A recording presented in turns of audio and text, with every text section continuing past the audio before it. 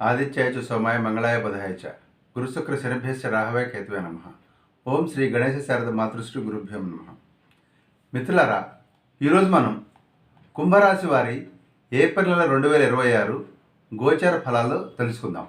కుంభరాశి అంటే ధనుష్టు 3-4 పాదాల వారు, శతభిషం 1-2-3-4 పాదాల వారు, పూర్వభద్ర 1-2-3 పాదాల వారు. వీరందరూ కూడా కుంభరాశి కిందకు వస్తారు. వీరికి ఏప్రిల్ నెల ప్రారంభంలో గ్రహగతులు ఎలా ఉన్నాయో కనుక చూసుకున్నట్లయితే వీరికి శని, శుక్రుడు, గురువు ముగ్గురు మాత్రమే కొంత అనుకూలంగా ఉన్నారు. శని ఎట్లా అనుకూలంగా ఉన్నాడో కూడా నేను చెప్తాను. మొదట వీరికి లగ్నంలో కుజుడు, బుధుడు, రాహువు ఉన్నారు. రాహువు లోహమూర్తిగా ఉన్నాడు. సో ఈ రకంగా రాహువు, బుధుడు, కుజుడు ముగ్గురు లగ్నంలో ఉన్నారు. సో శరీరానికి సంబంధించి అనేక రకాల సమస్యలు ఇస్తారు. వీళ్ళు చాలా ఇబ్బంది పెట్టేటువంటి అవకాశం ఉంది. మరోపక్క కుటుంబ స్థానంలో ఉన్నటువంటి మనకి రవి ఏదైతే ఉన్నాడో, అదేవిధంగా శని ఏదైతే ఉన్నాడో అక్కడ కూడా సమస్యలు. అంటే లగ్నం అంటే శరీరం, మనకు తనుభావం. రెండవ స్థానం అంటే కుటుంబ స్థానం, అదేవిధంగా వాక్ స్థానం, ధనస్థానం, ఇవన్నీ రెండో ప్లేసు. అక్కడ రవి శనులు ఉన్నారు. ఈ విధంగా వాళ్ళతోటి సమస్యలు వస్తాయి. అయితే ఇక్కడ శని సువర్ణమూర్తిగా ఉన్నాడు. ఆ వివరాలు నేను చెప్తాను. మూడవ స్థానంలో శుక్రుడు మీ బ్రదర్స్ తోటి, సిస్టర్స్ తోటి చాలా బాగుంటుంది. సంపదలు, వ్యాపార విజయము, అభివృద్ధికరమైన జీవితానికి పేరు ప్రతిష్టలు. అదే టైంలో మీకు శత్రు వృద్ధి కూడా అవుతుంది శుక్రుడి కారణంగా. పంచమంలో గురువు మీకు అత్యంత అనుకూలంగా 9వ దృష్టితో లగ్నాన్ని చూసుకుంటున్నాడు. ఈయన వల్లనే మీకు ప్రొటెక్షన్ లభిస్తుంది ఈ సంవత్సరం ఇప్పటిదాకా. ఇక మరో పక్కన కేతువు సప్తమంలో లోహమూర్తిగా ఉన్నాడు. ఈయన వల్ల కూడా అనుకూలత లేదు. ఓవరాల్గా శని, శుక్రుడు, గురువు అనుకూలంగా ఉన్నారు. శని సువర్ణమూర్తిగా ఉన్నందువల్ల సెకండ్లో అనుకూలంగా ఉన్నాడు. మామూలుగా శని 2లో ఉంటే పదవి నష్టం కానివ్వండి, కుటుంబంలో అసంతోషాన్ని, బంధుమిత్ర విరోధాన్ని, అదేవిధంగా జీవిత భాగస్వామి నుంచి దూరంగా ఉండటం, కుటుంబంలో ఈ సమస్యలన్నీ కూడా శని 2వ స్థానంలో ఇస్తాడు. మామూలుగా క్యాంపులకు వెళ్ళటాలు, లేదా ట్రైనింగ్లకు వెళ్ళటాలు, ఫ్యామిలీకి దూరంగా ఉండటం, ఆదాయం తక్కువ, వ్యయం ఎక్కువ, ఇవన్నీ కూడా శని కారకుడు అవుతాడు. మరోపక్క రవి కూడా అక్కడే ఉన్నప్పుడు చెడు స్నేహాలు ఇస్తాడు. అదే టైంలో తప్పుడు సలహాలు ఇచ్చేవాళ్ళు మీ దగ్గర చేరతారు. ఈ రవి మీరు గమనించారా? ఈ నెల మొదటి హాఫ్లో జాగ్రత్తగా ఉండాలి.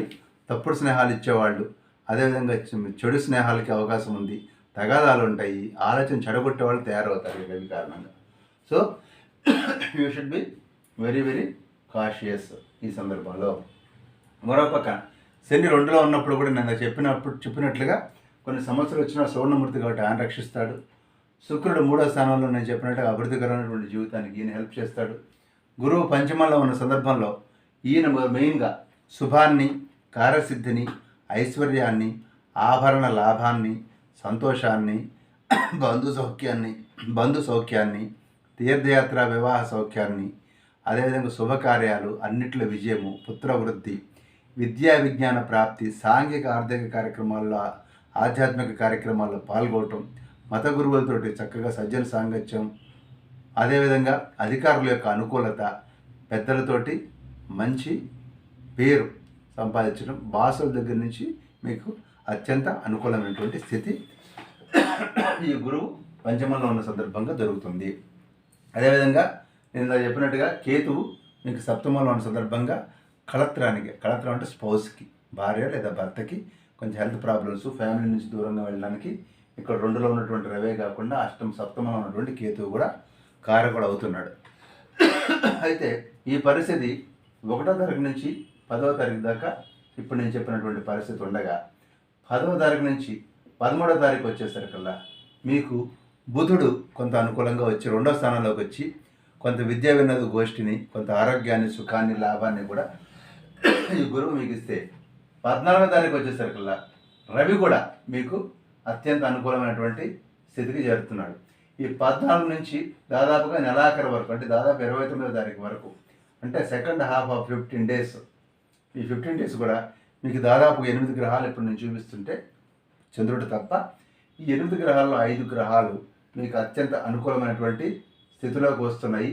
అటు రవి, ఇటు శుక్రుడు కూడా మీకు చక్కని హెల్త్ని ఇస్తారు, ఉల్లాసాన్ని ఇస్తారు, ఇష్టసిద్ధి, ధనప్రాప్తి, కార్యానుకూలత, కుటుంబ సౌఖ్యము, శుభకార్యాలు, విందు వినోదాలు, వృత్తిలో ఉన్నతి, దూర స్నేహితుల కలయిక, ఇలా ఒకటేంటి. ఈ విధంగా రవి మూడో స్థానంలో చాలా అనుకూలమైనటువంటి పరిస్థితి, మీ బాసుల దగ్గర నుంచి మీకు అప్రిసియేషన్, ఇవన్నీ కూడా సెకండ్ హాఫ్లో మీకు లభించబోతున్నాయి. ఓవరాల్గా మీకు 1 నుంచి 9వ తారీఖు కంటే కూడా 10వ తారీఖు నుంచి మొదలెట్టిన నెలాఖరు వరకు కూడా 30వ తారీఖు వరకు కూడా మీకు చాలా అనుకూలమైనటువంటి పరిస్థితి ఉంది. ఏది ఏమైనప్పటికీ కూడా ఈ నెలలో మీకు కుజుడు కానివ్వండి, అదేవిధంగా రాహుకేతువులు కానీ, వీళ్ళ ముగ్గురు కూడా మీకు ఏమాత్రం అనుకూలంగా లేరు. సో కుజుడు అంటే సుబ్రహ్మణ్యేశ్వర స్వామి, రాహు అంటే దుర్గాదేవి, కేతు అంటే వినాయకుడు. వీళ్ళకి సంబంధించి కొంత ధ్యానం కానీ, పూజలు కానీ, లేదా ఆ గుడికి వెళ్ళి దండం పెట్టుకోవటం కానీ చేయండి. దుర్గాదేవిని ప్రార్థించినట్లయితే మీకు అదేవిధంగా మరొక విషయం, రాహుకేతువులు అంటే మీకు యోగా అండ్ మెడిటేషన్, ఈ రెండింటికి కూడా రాహుకేతువులు కొంత హెల్ప్ చేస్తారు. కుజుడు మీకు అనుకూలంగా లేని సందర్భంలో మీరు కాస్త జాగ్రత్తగా ఉండాలి. మాటను కూడా పరుషంగా వాడకండి. వీలైనంత వరకు సంయమనం పాటించి కోపాన్ని తగ్గించుకునే ప్రయత్నం చేయండి. మొత్తం మీద అమ్మవారిని, వినాయకుడిని, సుబ్రహ్మణ్యేశ్వర స్వామిని ఈ నెల కనుక మీరు కనుక పూజించినట్లయితే మీరు మంచి అనుకూలమైనటువంటి ఫలితాలు పొందుతారు.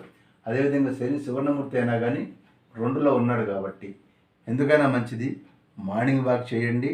అదేవిధంగా శని కారణంగా కూడా ఇక్కడ కుజుడు కూడా 2వ స్థానంలోకి వెళ్ళినప్పుడు మాట తొందరపాటు ఉంటుంది, జాగ్రత్త. కొంత ధన నష్టం వచ్చేటువంటి అవకాశం ఉంటుంది కాబట్టి ధనాన్ని కూడా జాగ్రత్తగా ఆలోచించి చేయండి. కుటుంబంలో ఎటువంటి అపార్థాలు లేకుండా ఉండేందుకు ప్రయత్నం చేయండి. స్వస్తి.